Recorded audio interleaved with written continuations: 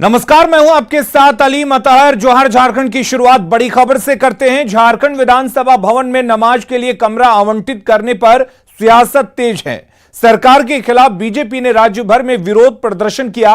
साथ ही हेमंत सरकार में लूट की छूट और तबादला उद्योग चलने का आरोप भी लगाया। सरकार के खिलाफ बीजेपी का हल्ला बोल। विधानसभा में नमाज के लिए अलग कमरा आवंटित करने के खिलाफ राज्य भर में विरोध प्रदर्शन किया। सरकार पर तुष्टीकरण की नीति अपनाने का आरोप लगाते हुए सरकार का पुतला फूंका। साथ ही स्पीकर से अपने आदेश को तत्काल वापस लेने की मांग की। और ये निर्णय अन्य संप्रदाय के लिए अति अनुचित और भेदभावपूर्ण है, क्योंकि झारखंड विधानसभा लोकतंत्र में एक नैतिक व्यवस्था है, एक राजनीतिक मंच है, जहां राज्य की 3.25 करोड़ जनता की आशाएं, आकांक्षाएं, अपेक्षाएं को प्रतिबिंब होनी चाहिए। बीजेपी ने न सिर्फ वोट बैंक के लिए तुष्टीकरण का आरोप लगाया, बल्कि हर मोर्चे पर सरकार को नाकाम बताया। दीपक प्रकाश ने राज्य में खनिज संपत्ति की लूट की छूट और ट्रांसफर पोस्टिंग का उद्योग चलाने का आरोप लगाया। सत्ताधारी दल के लोग दोनों हाथ से खनिज संपदा की लूट रहे, चाहे कोल्हान का क्षेत्र आयरन ओर हो, चाहे कोयला हो, चाहे स्टोन चिप्स हो, चाहे बालू हो, इन सभी चीजों के लूट की छूट दी गई है और लूट की जो आय है उसके प्रतिशत रांची में पहुंचाई जा रही है। झारखंड विधानसभा की नई बिल्डिंग में नमाज पढ़ने के लिए कमरा नंबर 348 को आवंटित किया गया है।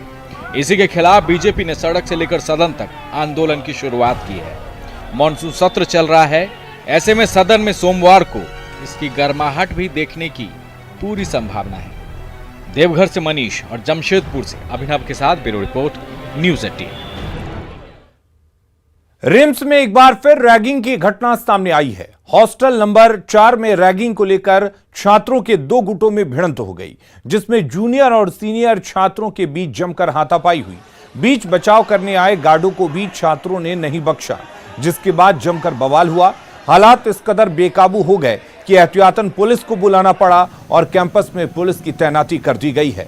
बताया जा रहा है कि सत्र 2019 के छात्रों की सप्लीमेंट्री परीक्षा खत्म होने के बाद जूनियर छात्र जश्न में डूबे थे।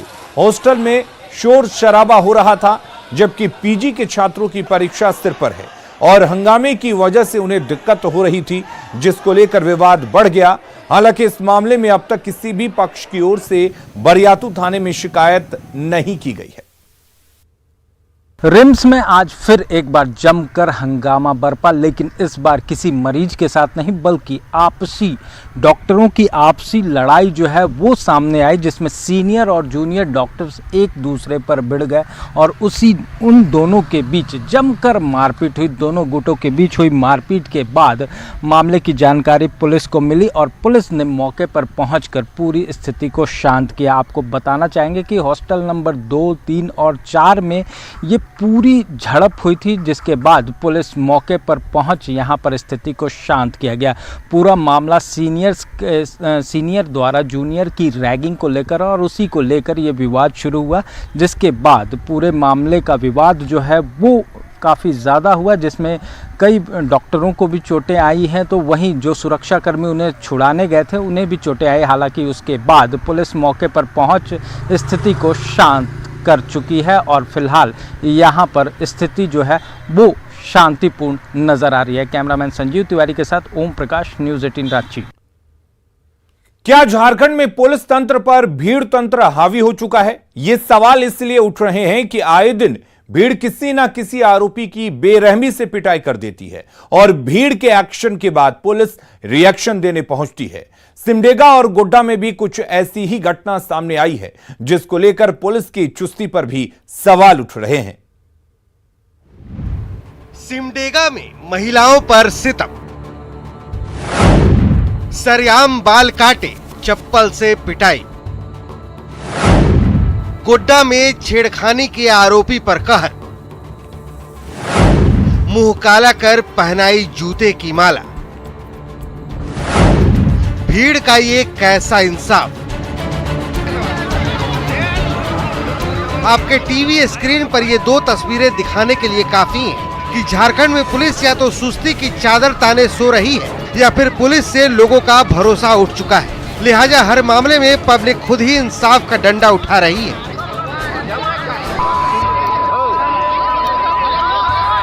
सिमडेगा में मुफस्सिल थाना क्षेत्र के बानाबीरा गांव में बेरहम भीड़ का कहर झेल रही ये महिलाएं छत्तीसगढ़ से आई थी, जिन पर चोरी का आरोप लगाकर भीड़ ने पकड़ लिया।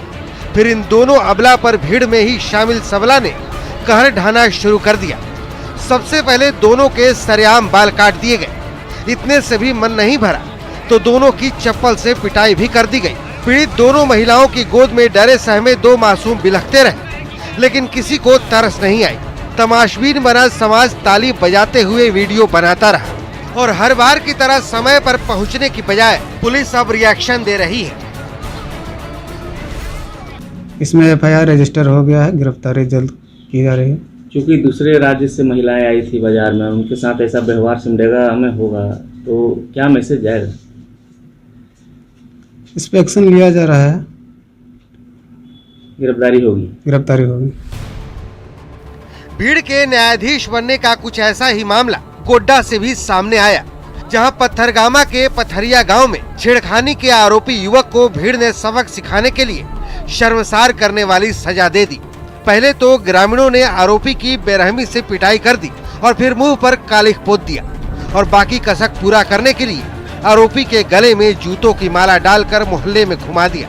भीड़ को इस बेशर्मी में कितनी शान नजर आ रही थी कि लोग टीना लेकर डंका भी पीट रहे थे। लेकिन आरोपी की पत्नी का आरोप है कि कुछ लोगों ने गलत आरोप लगाकर उसके पति की पिटाई की है। यही सब दारू पी के आ रहे तो बगल में वैसे रास्ता है, घींच के सब ना बोला कि गाली देता है। कौन गाँव में? पथरियों में सर। हैवानियत के इन दोनों मामले में कई सवाल उठ रहे हैं। सवाल ये है कि भीड़ को आरोपी की पिटाई का अधिकार किसने दिया? सरेआम आरोपियों के बाल काटने की सजा किसने सुनाई? काफी देर तक चले पूरे घटनाक्रम के वक्त पुलिस कहां सो रही थी? सिर्फ आरोपों के आधार पर कहर ढाने वालों पर कार्रवाई कब होगी? क्या इन तस्वीरों को देखकर सिमडेगा और गोड्डा पुलिस समाज के इन तथाकथित ठेकेदारों को पहचान कर उन पर कार्रवाई करेगी या सिर्फ केस दर्ज कर अपनी ड्यूटी पूरा कर लेगी?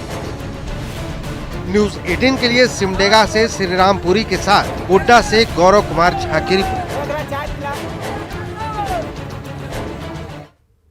रांची में पुलिस थाना का एक ऐसा भवन बना है जहां पुलिस कर्मियों की तैनाती से पहले ही सवाल उठने लगे हैं।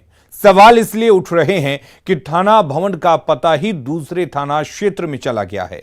ऐसे में किसी अपराध की रिपोर्ट कराने के लिए जनता किस थाने में जाएगी?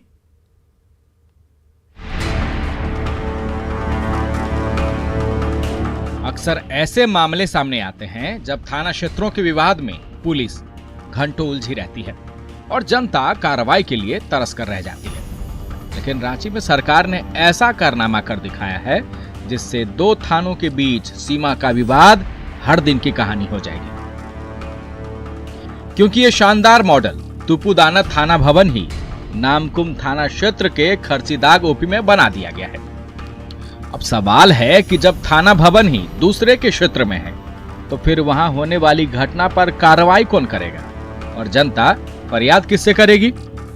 लोग जब डेड बॉडी के पैर और हाथ और सर के चलते लड़ते हैं एक दूसरे से कि इसका सर जो है आपके थाने में था तो FIR आपके यहाँ होना चाहिए, जुरिस्डिक्शन आपका है, और पैर मेरे यहाँ है तो हम नहीं कर सकते, तो उस केस में जब थाना ही दूसरे जगह होगा जहाँ बता रहे हैं खर्चीदाग में बन गया है, तो ये कहीं ना कहीं माने एडमिनिस्ट्रेटिव फेलियर है, नहीं करना चाहिए था।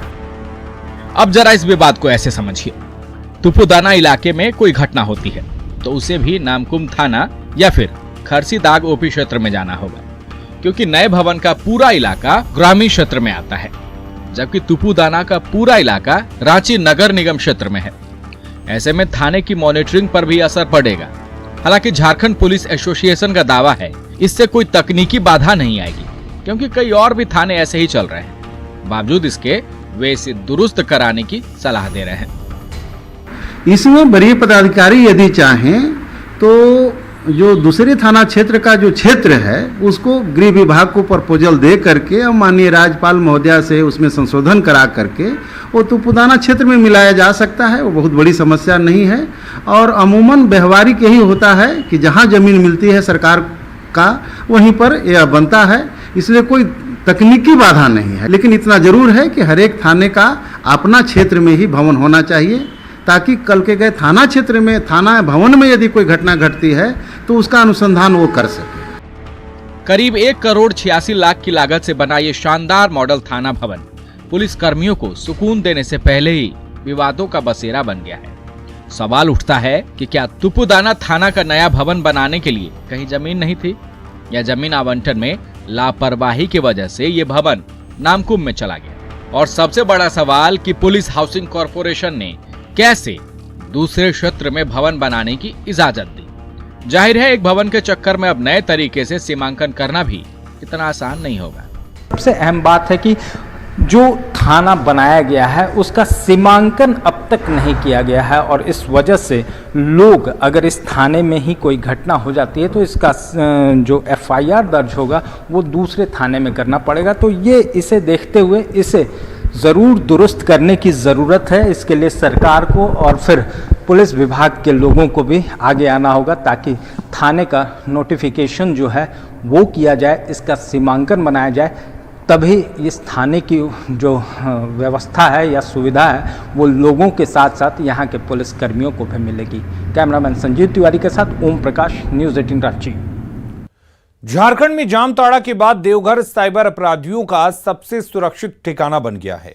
पुलिस जितनी तेजी से कार्रवाई कर रही है, साइबर अपराधियों का नेटवर्क यहां उतनी ही तेजी से फैलता जा रहा है और ठगी के लिए नए नए पैंतरे तरीके आजमाए जा रहे हैं। पुलिस ने एक बार फिर 18 साइबर अपराधियों को गिरफ्तार किया है, जिनके पास से 29 mobile, 42 SIM card, 8 ATM card, 7 passbook, 1 POS machine और 1 लैपटॉप बरामद किया गया है। गिरफ्तार शातिर अपराधियों में एक सीएसपी संचालक भी शामिल है, जो 20% कमीशन के आधार पर ग्राहकों का डाटा साइबर अपराधियों को देता था। कुंदन कुमार दास ये मधुपुर थाना कांड संख्या 138-15 जो छेड़छाड़ के केस में आरोपित रह चुके हैं। रवि रंजन गुजरात जामनगर साइबर सेल में जो सना दर्ज हुआ उसके आधार पर गिरफ्तारी हुई। इसमें वो अपना नियर बाई और सीएसपी संचालक है 20% कमीशन पर सारी को केस उपलब्ध करा। इसमें भाई ऐसे हैं जो कि एक पिता के। धनबाद में कांग्रेस के कार्यक्रम में जमकर हंगामा हुआ। प्रदेश कार्यकारी अध्यक्ष जलेश्वर महतो का अभिनंदन समारोह का आयोजन किया गया था, लेकिन मंच पर जगह नहीं मिलने पर कुछ कार्यकर्ताओं ने हंगामा किया। हालांकि बाद में पार्टी नेताओं के समझाने पर मामला शांत हुआ।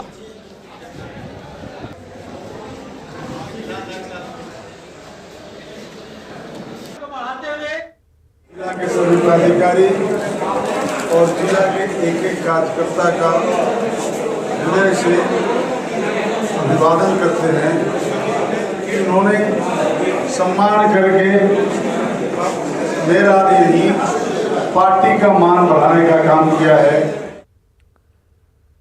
शिक्षक दिवस पर गिरिडीह में राज धनवार के आदर्श कॉलेज में रंगारंग कार्यक्रम का आयोजन किया गया, जिसमें पूर्व मुख्यमंत्री बाबूलाल मरांडी भी शामिल हुए। इस मौके पर केक काटा गया, साथ ही देशभक्ति की धुन पर झारखंडी नृत्य किया गया। बाबूलाल मरांडी ने कहा कि शिक्षा के बिना विकास अधूरा है और शिक्षा के बिना बदलाव संभव नहीं है।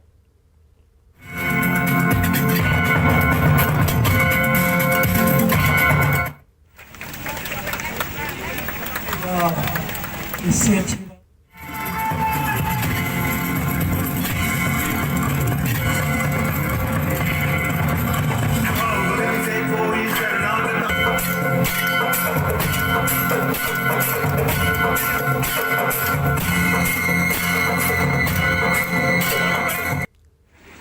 शिक्षा के बिना तो हम आज विकास की कोई कल्पना नहीं कर सकते।